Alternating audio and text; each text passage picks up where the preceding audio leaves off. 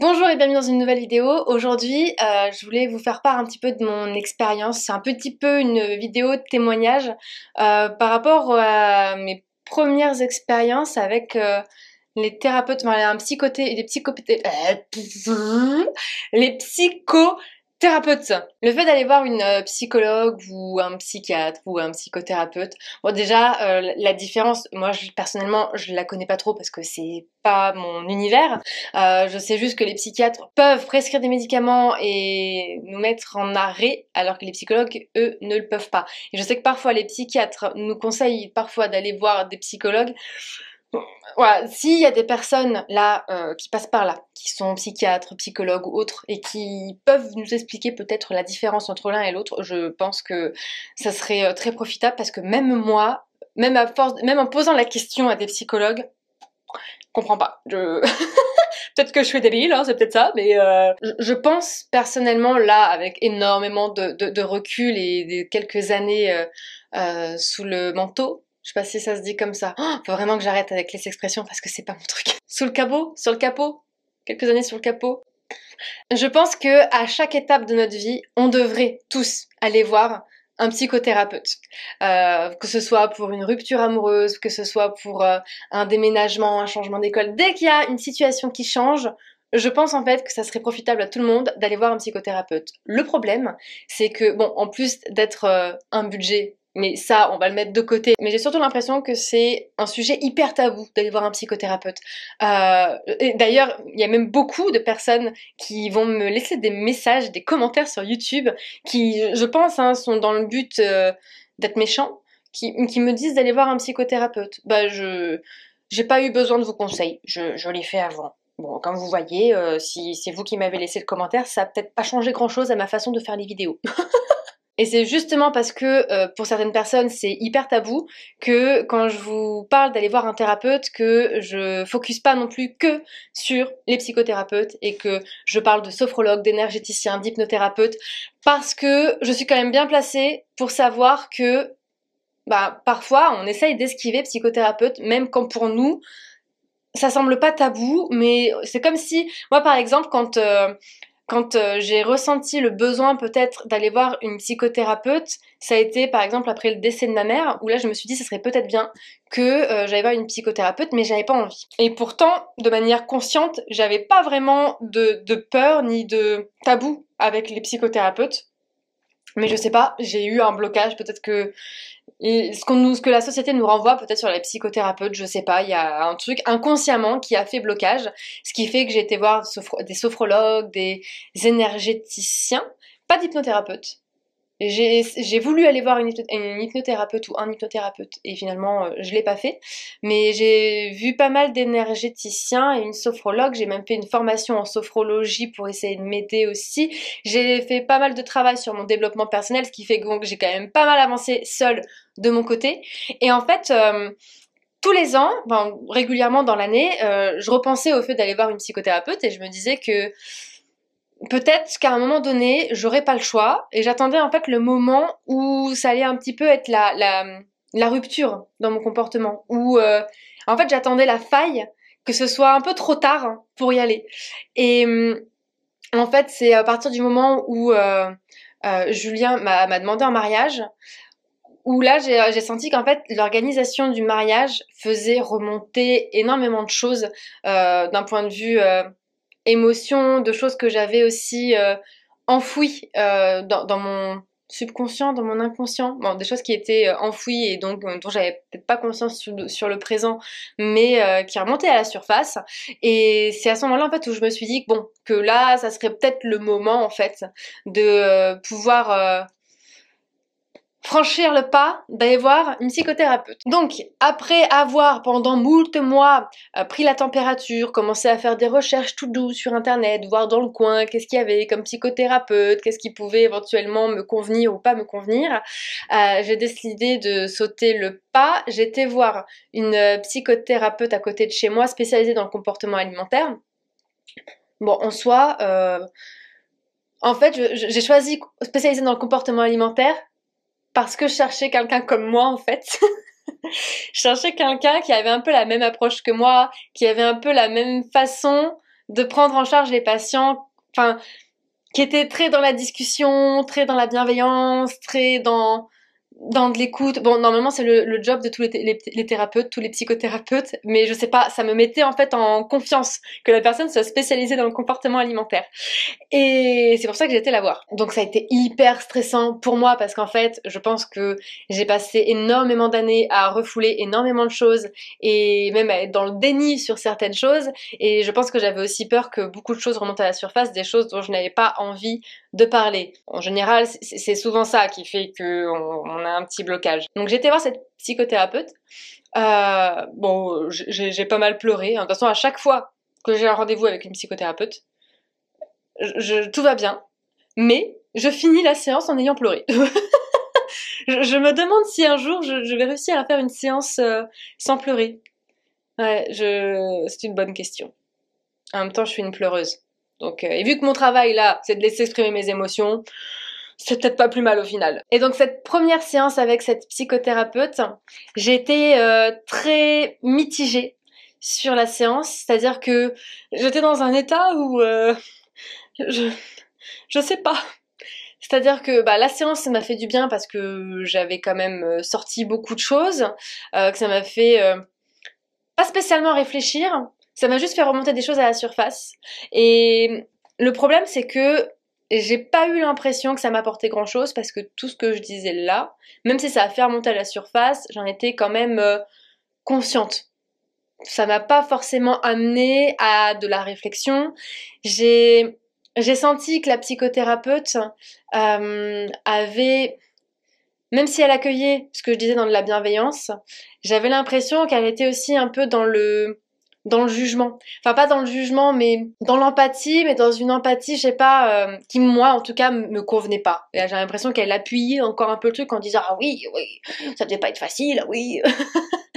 Et j'avais pas besoin de ça en fait, j'avais pas besoin, j'avais au contraire, enfin moi j'ai besoin de quelqu'un qui m'amène vers le haut, qui m'aide à trouver des solutions pour me sortir de ce truc-là. Bref, j'ai pas trop accroché dans ce sens-là, notamment dans le fait aussi que en fait, ben j'étais seule à parler. Ouais, c'est compliqué pour moi parce qu'en séance, je parle beaucoup avec les patients, on est vraiment dans un échange. Et en fait, non, là, c'était vraiment que moi qui parlais. Et les blancs étaient un peu compliqués à gérer parce que clairement, ouais, si tu m'aides pas, si tu me relances pas sur une conversation, sur un sujet, sur n'importe quoi, tu veux, je te parle de quoi, en fait? Même moi, aujourd'hui, je sais pas pourquoi je viens te voir, alors si tu m'aides pas, je peux pas, au secours, quoi. Et je crois même que pendant la consultation, à un moment donné, je lui ai dit, help. Elle avait beaucoup aussi insisté sur le fait de devoir reprendre un rendez-vous, je crois 2 ou 3 semaines après, on avait pris le rendez-vous ensemble, et ouais, il y a eu tout un enchaînement de petits trucs qui ont fait qu'il y a eu plus de contre que de pour de retourner la voir. J'ai donc finalement, après 1 semaine ou 2 de réflexion, pris la décision d'arrêter d'aller voir cette thérapeute-là, parce que j'ai estimé, après analyse, que le but d'une thérapeute, c'était quand même de m'aider à aller vers le haut et pas de rester vers le bas, je sais pas comment dire ça, mais que, bref, le caca, je sais où il est, j'ai pas besoin d'y rester, moi je veux en sortir, donc même si elle a peut-être besoin de faire un état des lieux avant, j'ai besoin d'outils, j'ai besoin d'un truc, ouais, je sais pas ce que j'ai voulu faire là. Et donc j'ai une collègue qui est psychologue là où je travaille, qui travaille avec de l'EMDR, et j'avais beaucoup accroché avec cette collègue-là. Bon, il se trouve que d'un point de vue déontologie, elle pouvait pas me prendre en charge, et j'ai décidé de lui demander en fait si elle connaissait pas des collègues qui travaillaient dans la même spécialité qu'elle, parce que je sais pas, rassurant peut-être pour moi de me dire que peut-être que ces personnes-là lui ressemblent à ma collègue et que le feeling peut-être passerait un petit peu mieux. Donc j'ai pris ce rendez-vous. Après, je suis partie du principe de me dire que j'étais quasi sûre de toute façon que la première thérapeute ne serait pas la bonne et qu'il faudrait peut-être que je teste 3 voire 4, ouais, que je teste peut-être plusieurs thérapeutes pour trouver celle qui me correspond, et que peut-être qu'à un moment donné une thérapeute doit me correspondre à un moment donné de ma vie, et que peut-être qu'à un autre moment j'aurais besoin d'une autre personne pour m'accompagner. Bref. J'ai été voir cette nouvelle thérapeute et au final le feeling est extrêmement bien passé. J'étais pas la seule à parler, elle me parlait aussi, les outils employés me convenaient aussi, c'est-à-dire que là on était plus dans on va chercher ce qu'il y a dans la merdasse, mais on va essayer de transformer ça en quelque chose quand même d'un peu moins compliqué à gérer au quotidien ou pour l'inconscient. Je sais pas si je suis très claire quand j'en parle, mais c'est pas grave. Là, le but, c'est juste de pouvoir vous parler de mon expérience. Donc, tout s'est très bien passé. J'ai adoré la séance, contrairement à la première fois où j'avais eu des doutes. Là, j'étais sûre de moi. Et ensuite, il y a eu le confinement, ce qui a fait que j'ai annulé mon rendez-vous parce que je préférais l'avoir en face à face, parce qu'avec mon conjoint, bah, on travaille de la maison et que bah, je pouvais pas trouver un moment pour être toute seule, donc j'ai préféré qu'on se revoie à distance pour être libre de dire tout ce que j'avais envie de dire. Et en fait, au moment du déconfinement, quand le rendez-vous est arrivé, j'ai eu envie d'annuler le rendez-vous. Et je pense que trop de temps s'est passé et que mon inconscient a remis en marche certains blocages, certaines peurs, ce qui a fait que je me suis remis en position de défense et en fait, j'avais vraiment pas envie d'y retourner. Pourtant, j'avais rien contre elle, j'avais rien contre la prise en charge, mais en fait, j'avais l'impression d'aller bien, qu'il n'y avait pas de problème, un peu comme la première fois, et en fait, je savais pas vraiment pourquoi j'y allais. Et je pense que c'est ça aussi qui a pu éventuellement me bloquer. Après, je me suis dit que connaissant l'inconscient, ça serait quand même bien que j'y aille, que je lui dise à la thérapeute que j'avais pas envie d'y retourner, mais que j'y étais allée et que j'étais revenue juste par principe. Et c'est ce que j'ai fait. Et une fois que je suis arrivée là-bas, je lui ai expliqué tout simplement que tout s'était bien passé pendant le confinement, que j'avais pas eu envie de revenir aujourd'hui, mais que j'étais quand même revenue parce que voilà, que je savais pas vraiment qu'est-ce qui faisait que j'avais pas envie de revenir. Enfin bref, je lui explique un petit peu tout ça et puis finalement, je me suis rendu compte que c'était mon inconscient qui avait eu trop peur de sortir de sa zone de confort, qui avait remis des blocages, et au final, je retourne la voir là de manière assez régulière. Bref, là je vous parle vraiment de mon expérience, c'est essentiellement pour vous faire comprendre que aller voir une thérapeute, aller voir une psychothérapeute, ça signifie pas que vous êtes fou, parce que c'est souvent ce qui se passe dans la tête des gens. Aller voir une psychothérapeute, ça veut dire qu'on est fou. Non, pas du tout. Ça veut juste dire que là, à ce moment-là, vous avez besoin d'aide pour travailler sur un thème en particulier. Ça peut être de l'acceptation corporelle, de l'estime de soi, de la confiance en soi. Ça peut être d'un point de vue du comportement alimentaire. Ça peut être d'un point de vue d'un traumatisme. Ça peut être sur énormément de domaines. Donc, ne vous formalisez pas en fait. Si on vous parle en tant que thérapeute parfois d'aller voir une psychologue, c'est juste qu'à ce moment-là, nous, on trouve pas les outils nécessaires, on trouve pas le truc pour pouvoir vous aider à sortir de la situation que vous êtes en train de traverser et on n'a pas les outils pour vous aider à dépasser ce blocage-là. Alors que les psychothérapeutes, en tout cas certains, vont l'avoir. Et c'est pour ça que c'est aussi important de pas lâcher l'affaire après avoir été voir un psychothérapeute.